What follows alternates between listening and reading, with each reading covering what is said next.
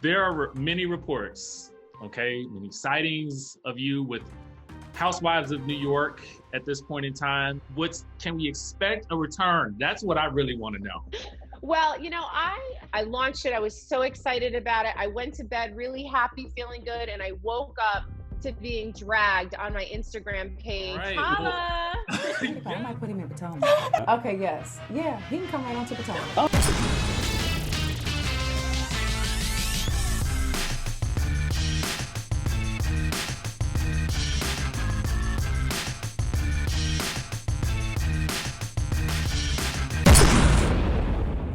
Hey, what's up, guys? It's your boy RHONY. We are back with another video, and today's guest, I am so happy about. I cannot tell you. This is one of my all-time favorite housewives. I'm not saying that because she's sitting right here. I'm saying that because while she was on the Real Housewives of New York, I thought that, you know, you brought balance, accountability without being overbearing. You brought a sense of realness to the show that I feel like has been missing. And I think that every show needs a couple of grounding cast members who are not afraid to tell it like it is, and also are not afraid to be open and authentic. And Heather, you have definitely been that person. So I want to thank you so much for being here. Oh, I'm so excited to be here. Thank you so much. I appreciate it. Excited to talk to you. Awesome. So first things first, you have a career that extends well before Housewives. Can you just run down for everybody who maybe doesn't know a couple of the names that you've worked with and things that you've done? Sure. So I really started my career in New York City in the fashion business. My first job was at Calvin Klein. I worked in the collection design world at Calvin Klein, which is like the upper echelon of, you know, it's the top banana in terms of like quality clothing, you know, fabrics. I learned so much. It's the runway collection. It's the couture side of Calvin collection. Went on to work at Polo Jeans Company, really got my true fashion degree on the cutting room floors, in the showrooms, in the selling rooms, in the design rooms is really where I perfected my craft and design. I went on to work for other famous names, not Ralph Lauren and Calvin Klein, but I went on to do startup companies. And my first real startup was with Puff, Sean John. And that was, I think, probably one of the most important times of my life on so many levels. And still to this day, some of my most cherished friendships, my most cherished memories, and just groundbreaking, like the chutzpah. You know, I got my drive. You know, I found my light. You know, at Sean John with Puff and all of my friends and peers there. Then I went on to work for Jennifer Lopez and relaunching her J-Lo initiative, which turned into the Sweet Face brand. Working with Jennifer, and then I went on to work for the most amazing Knowles girls, Tina and Beyonce Knowles, and had both my kids there with them and did their startup, House of Darion. And so, yeah, then I started my own business. After taking all those, you know, years of experience, I started my own business, and it wasn't because I wanted to run away from working for other people and become an entrepreneur. It was literally, I have an ability to see the white space, and I was doing it for the people I was working for as a fashion designer, as a creative director. And then something happened where my own necessity became the mother of invention for me. And I launched my own label, which I sold about 3 years ago. Yeah, that's my fashion kick. Wait, you actually sold Yummy? I did. I sold it. You know, that's what entrepreneurs do. You know, sometimes, even though it was my baby, and it really, really was my baby, and I had long-term visions for it, it didn't work out that way. It just wasn't, the partnership I was in wasn't the right partnership for me, and that partner wouldn't let go. So I had to kind of, you know, decide to move on. So I sold my interest. I stopped even designing or anything like that for Yummy about 4 years ago. But they still use my designs, and, you know, it's still basically the core of the collection that they still sell is what I initially did when I was there. But I'm no longer associated with the business. I started it, I made it amazing and great, and then I sold it. And from there, I actually moved from fashion for a bit. I had been in fashion for over 20 years, and I had a new calling that was coming to me, and that was nutrition. I had gone back to school to get my degree in nutrition as a health and wellness coach, and really learning about nutrition. And that stemmed from a personal need within my own family, and then a personal curiosity within my own stomach and my own heart. Wow. And I went into food. So from fashion to food and back again to fashion. Okay, so while you were on the show, you were still with Yummy. And now, Yes. Is it Beyond Fresh? Yes. Okay, can you tell us a little bit about that? Yeah, so I have a couple different businesses. Beyond Fresh is a organic, totally organic, clean, all natural superfood brand that is really like juicing in powdered form. So, pardon me. We take at the height of perfection, at the height of ripeness, we work with organic farmers, and we take, you know, the fruit, the stem, the seeds, everything, and we process them through a patented process that literally locks in all the phytonutrients, all the minerals, all the great things that good natural food has to offer. And then we mill it down really, really finely here in the United States. We get our stuff from all over the world. And then we mill it down here in the US, really finely ground it. So it's really easy to mix and it's delicious. But most importantly, it's super, super good for you. Obviously, if it doesn't taste good, we're not going to eat it, right? So it tastes good. That has to check that box. It's delicious, but it really, really can be life-changing when you start to put good food into your body and start to crowd out the bad choices of genetically modified food, preservatives, fillers. Like gluten can even be a filler in food, which is why people are getting allergic to it so vastly, because they're consuming more of it than natural, you know? Wow. So yeah, so I got into food based on my son Jax, which a lot of people know has had a lot of health challenges in his young life. And I knew that I could use food as medicine for him, and use food, really, then I learned to really use food as fuel for our bodies, our everyday bodies, even to help balance stresses, all kinds of things. What we eat, what we put on our skin is really important to us. So I started Beyond Fresh, and it is an organic supplement, food supplement line of food powders, you know, super greens, amazing shakes, like all kinds of stuff like that. Fruit and veggie chews, apple cider vinegar that's delicious to taste, because other apple cider vinegar, even though it's really good for you, it's a barrier for people because it doesn't taste good. And they're like, ugh, I can't do this. So I made my apple cider vinegar something you can look forward to drinking in the morning. So with that, I launched my other initiative, which is Heather Thompson's Superfoods. So I have a superfood show on Shop HQ right now here in the States, and I'm on TSC in Canada.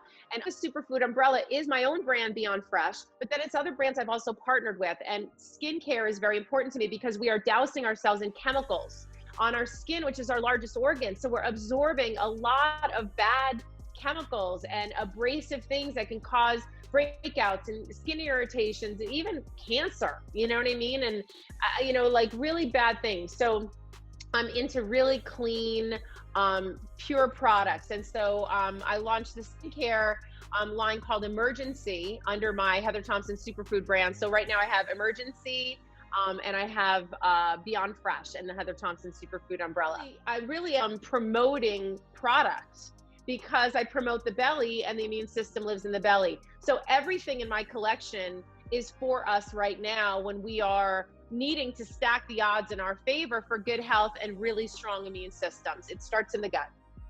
Awesome. So I want to move from our guts to yes. hearts. Yes.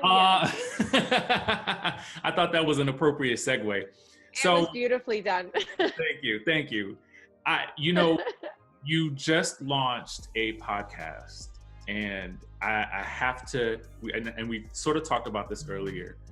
You know, there was another name that you had used beforehand, and when you initially launched, or were preparing to launch, and I think there was a little bit of social media upset because I guess another creator had also used that name, right? Right. And so I saw it happen, and I thought, And then the next thing I saw was that you had actually changed the name. So it was a creator of color. You know, I guess she had a similar name to yours. And what I noticed was that you took that in, you took the feedback in, and you redirected. What was that process like? I mean, as a businesswoman, obviously, you're used to pivoting and following the right path. How did you come to that conclusion? Because we talked last week about with a Bravo brand account. It's a meme account, and there was a meme that was going around, and you know, she had asked for credit for it, and the reality star in question was refusing to listen or to budge. But you moved a lot. I just was astounded by how amazing what you did was. Can you just talk to us about that really quickly? Yes, thank you so much. So I think generally one of the big missing links in the world today is listening to each other. We are so concerned with self and who can, you know, get more airspace and who can get more followers and who can get more this, more. And I think that we are in a crucial time. Not that we shouldn't have been doing this all along, but now, like, I call this the Windex administration, to be honest. Like, I am grateful, all the horrible things that are happening, I'm actually grateful for, because nothing that ever progresses in a good forward movement way doesn't come with struggle, doesn't come from pain and suffering. And, you know, the pandemic, as horrible as it is, the silver lining to me is like BLM. You know, if everybody, but come on, we know that this has been happening to our Black brothers and sisters in America for way too goddamn long. And now with the pandemic and Corona and social media and everybody looking at the screens, now everybody really got to see it. And George Floyd happened at a time where everybody was watching, and everybody is watching. But and so we got to keep moving. We got to keep moving, and because we got to face this change, and we have to change it not only in the hearts, but in the minds of people. So I know I'm kind of on a soapbox, but the decision for me to change the name was very easy. How it happened to me was not very easy. It was actually very difficult. And I want to talk about the dichotomy and why I went back to listening to each other and seeing each other as people. I want to tell you about a study that I learned just recently, and then I'm going to tell you why it was so easy for me to change the name, and then I'm going to tell you what made me sad about that whole experience. I was watching, Miss Tina Knowles had posted a video on Instagram just a few days ago about this phenomenon. I don't even know that enough about it, where young children and they're of color are getting arrested at their school at the age of 7 and 6 and being handcuffed and arrested. And I was like, that has to be a law that you can't arrest someone whose cerebral cortex is not even developed yet. It doesn't make any sense to me. But interestingly enough, that got me attention. But if you watched her Instagram post, what came to follow was a study. And the study was, they had children sit in a room around a table, and they got all these teachers of all different colors. All the children were different colors, the teachers were different colors. And they sat the teacher in front of a computer screen, and they said, we want you to look for the misbehavior. We want you to look for the misbehavior because we want to learn how to identify misbehavior quickly so that we can snuff it out quickly in our schools and our classrooms. But that really wasn't the study. They lied to the teachers. The study was to track the teachers' eyes on the screen to see where they watched for the misbehavior. And none of the kids misbehaved at the table. They were all just coloring and playing. So every single teacher's eye movements tracked toward the black child at the table, or the brown child at the table, the child of color at the table, by all of the teachers, no matter what color they were, was tracked more. That is a change that we have to make in our homes, in our heads, and in our hearts, because we have to unlearn these things that through centuries we have been taught, that the black person, the brown person is the underdog. They're always at the end of the line. They're never, ever have they been in any situation. I don't care if you want to talk about Jews, women, whatever. It's always our black brothers and sisters that are last in line. So that leads me to who I always have been as a person, and my amazing, amazing opportunities to live inside the homes of Black America 20 years ago. And really understand and see the struggles of people who I love, and still know and understand at a very young age, in my late 20s, that I had privilege just because of the color of my skin.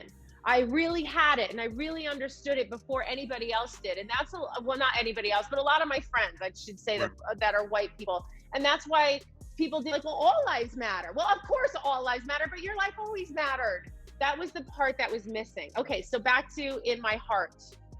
So trademarking of names of businesses is something that's real, but trademarking, when you own a name, when like you own my name, like in my head is not necessarily something that you can trademark. There are a lot of them, or in my heart even. So there are a lot of podcasts out there that have there's songs, there's all kinds of things that use in my head, or probably even use in my heart. When we put our name to it, when it's Heather Thompson, then it's mine. It becomes mine personally. So early on when we were talking about my podcast with my partners, Sony, we understood the name to be cleared. I never even knew. It was like my name was clear. I trademarked the name. The trademark went through. It was no issues. I never thought for 1 second, never. Well, if someone else has the name and I have a bigger following, like maybe I may drive them down the page on a search. Like these things never came into play for me. I launched my podcast. I love doing it. I love doing it. I launched it. I was so excited about it. I went to bed really happy, feeling good. And I woke up to being dragged on my Instagram page, being called names. I mean, white trash cans all over my Instagram page, calling me Christopher Columbus and a colonizer and a thief and appropriation of Black, this and that. And I mean, it literally was the worst day of my life. I mean, I had no idea. And so I started to answer people, which I've now learned, like, don't do that. Cause I come from a good place, like good heart. I was like, I don't even know this. I would love to meet this person. I didn't know anything about this. Like I want to talk to her. You know what I mean? So I started to go and look and see. I thought in my heart what an opportunity this was for the two of us to do something really wonderful together. I thought we could come together. So I went on her page and I saw her dragging me and saying, really, the things she said about me that were untrue and were really hurtful for me, they got covered up by her pain. I watched her in severe pain, and I have patents to my name. I have, I've invented things. I have patented inventions, and I spent the first several years of my business, my fashion label, my name, defending and enforcing my patents in the courts in this country. I mean, multi-million-dollar lawsuits, because I had to go defend my invention against someone who just thought they could take it because they were bigger and more powerful than me. And I know what it feels like to feel that way. And so I saw through the, hanging race cards on people's necks and calling people names and stuff like that. That's not evolution. That's not where we need to go. I erased that, and what was left was the pain. And so from the minute I saw that there was an issue, I wanted to take that issue up. And then the minute that I saw the pain, I wanted to solve the issue. And then I just had to recognize that, all the rest really didn't matter, because I know who I am. And you can call me, I'm Heather, and I know who I am. And so the decision was easy for me to make. Well, I mean, I think that you handled it well and you pivoted. I think that's the most important thing. And to me, quite honestly, I feel like the name resonates a bit more with who I perceive you to be. Does that make sense? Yes. Because I feel like that's what I said. Yes. The beautiful thing is that, when your eyes are open to something that you didn't see before, the path can be that much brighter and better. And so ultimately, I didn't like what happened to me, but it happened, and ultimately I came out better on the other side on a lot of levels. And I have a better name. I like the name better. It's better for me, and so I appreciate that. Yeah, there's so many layers to why the heart, Heather, why it all kind of works together. So it's awesome. I want to move from your heart to Housewives. Yes. Easy pivot there. There are many reports, many sightings of you with Housewives of New York at this point in time. Can you tell us anything about, what's can we expect a return? That's what I really want to know.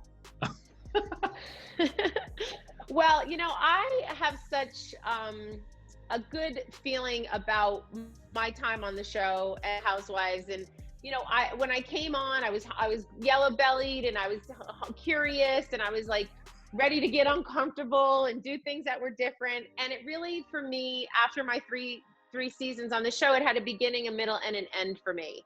I didn't feel like I could really showcase who I am or talk about the issues that I felt were important, because a lot of times the viewers view into the Housewives, tune out of the real that's going on. Do you know what I mean? They want to tune out of what's on the news and all that stuff, and tune into other people's drama, and that sort of thing. But I'm a deep person, and I can't talk about deep. Girl, call me a preacher, or say I get too deep, or that sort of thing. But I've been able to keep a relationship with the show since I left, to make cameos every season. And I really like to do that. And sometimes the cameos aren't enough.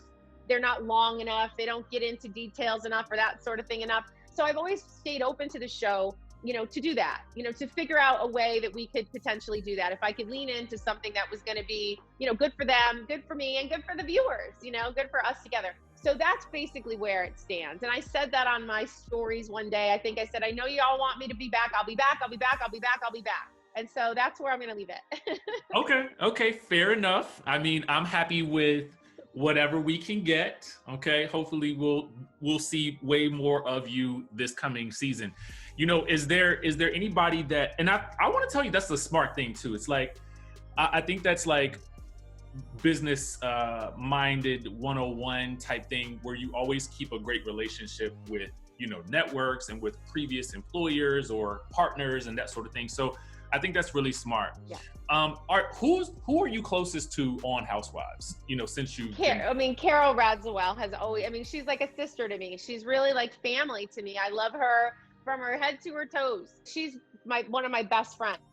So I'm really always in touch. In fact, I'm going like this because I'm getting messages from her right now.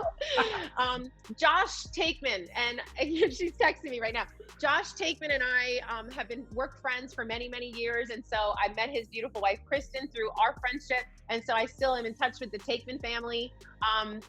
I recently came in touch with Sonia again, and I hadn't seen her for quite some time. And I always love Sonia's heart. She's just a good person, and she's funny as hell, and she's got a great heart. But there were some things that came between us that I felt were like difficult, you know what I mean? Like real life stuff that was difficult, but she's doing great, and I loved seeing her again.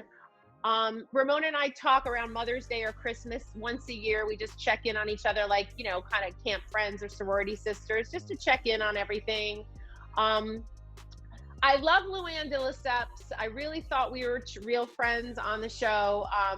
That when I left the show, that didn't really stay, although when I see her, we all seem warm and genuinely happy to see each other. But, I have said in the past that I really felt that I was forging a genuine friendship, and I'm not sure, I can't speak for Luann, but I'm not sure that would have been the same on her side, or, I didn't get the wedding invitation, And Dorinda I see all the time around the Berkshires. Dorinda and I were friends before the show. Dorinda and I were friends after the show, and she's doing real good, and she's great. So I keep in touch with really just about everybody. You were a really strong person on the show. I mean, I felt like you could literally go toe to toe with anybody and not break a sweat, which is somewhat difficult. Were there any moments that you felt like the viewers didn't get to see the real, like, no, that's not what really happened? Like, or a moment that you regretted your time? I try not to live with regrets, although there were definitely a few mornings after filming that I woke up after the film and I was like, I just don't, I can't even believe, like, sick, like physically sick. Oh, sick. Just physically sick from, it's, first of all, it's hard work, it's taxing. Me as a person, yes, I can handle conflict, and, I'm quick with my tongue, and my brain moves fast, and that sort of thing. But how do I really want to spend my time and my energy and my talent? So yeah, I'm a quick thinker. I guess you could call that a talent or a skill, but I also like to garden. So where do I want to spend my time? You know what I mean? Right. So as a businesswoman, as an entrepreneur, as a businesswoman, I had to say, where am I best serving my time? And that I left the show because it wasn't on the show with these ridiculous arguments about who didn't get invited to whose party or who stained whose carpet. You know, I wanted to get into deeper issues, and I want a platform where we can be encouraging and inspiring. I mean, that's what I felt like. Even though on the Housewives, people want to tune out to the real world, they also, I think what they connected with me on in certain levels is that they could relate to me. They could tune in and go, oh my God, I feel the same way when that thing's happened to me. Or, oh my God, my son, my family are going through struggles. I tried to bring my real reality to the show. So when I found myself arguing over ridiculous things or even something that wasn't true. I mean, on the Housewives, someone could say, well, you smoke crack. And next thing you know, you're like, well, I don't smoke crack. You're defending that you don't smoke. You know what I mean? It's like, you know, you get in these situations on those shows where you have to answer to these ludicrosies or ridiculousness. And so that's really not the platform that I want. So yeah, could I make a good argument? I'd rather it be lobbying in front of Congress. I'd rather it be, you know what I mean, spending my skill as an arguer in situations where I can help move the needle forward or help make a friendship click or help make people decide that moving on from a friendship is okay too. So I felt that was the best place to use my time. And, you know, for some, the Housewives is great. And I love the franchise. I loved my experience on it. I wouldn't go back and make cameos if I didn't. And yeah, I think that to continue to tell that story with me and the women could, you know, interesting if they, you know, if that's what they want to do. So we'll have to wait and see. Awesome. So I want to know what's next for Heather. I mean, you've got the new businesses that are booming. You've got the podcast that's amazing. You've had amazing guests like Tina Knowles, Emil. Like, what do you want to do next? I really want a talk show. So that's really what I want. I want a talk show. You got to put your stuff out there in the universe. I love doing the podcast so much, and I like to get down and dirty into deep issues, and I like to have a lot of fun, and I like to party and throw back. And I feel like on a talk show, you could do all those things. And I think that that would be my ultimate dream. So that's what I'm driving toward. You know, I'm trying to figure out what that looks like. And, you know, doing the hard work and digging in with the podcast is obviously, you know, great experience to do that. I have, you know, hundreds and thousands of hours booked on television, being on television, and I don't even look or notice the cameras in the room. So I'm real good, you know, with that. And then continuing to grow my food and, you know, the superfood concept and continue to help push people, like taking out the guesswork for people, like, because I don't shake hangers and market on my name for a check. I only talk about things I believe in my own stomach, in my children's stomach, on my skin. I talk about the things I really use. So I'd love that to open up and blow out a little bit more. And then I'm working on a new fashion concept. So I just kind of am putting the final touches on a new business plan for a new fashion concept because I see a white space and to fill it, and that will help make lives easier for Americans and hopefully maybe across our borders and across the ponds. That is awesome. Well, I hope that at some point down the line, maybe in a couple of months, we can come back and revisit. If anytime you have some free time and you want to promote whatever you need to do, you're always welcome here. Thank you so much for taking out time to have a chat today. I really appreciate it. And you know, I think like you, I have this burning desire to have these conversations with people that extend beyond, you know, it's fun to talk to housewives, and that's what I do on a day-to-day basis. But I also like to know what makes people tick and what makes them, you know, what makes them do what they do. And when I see someone doing something that I feel like is amazing, like what I kind of mentioned to you earlier, I really want to know more about it and what went into the thought process behind that. So thank you so much. I really appreciate it. Thank you so much. I really appreciate you. And thank you so much for bringing up the podcast because I haven't told that story yet.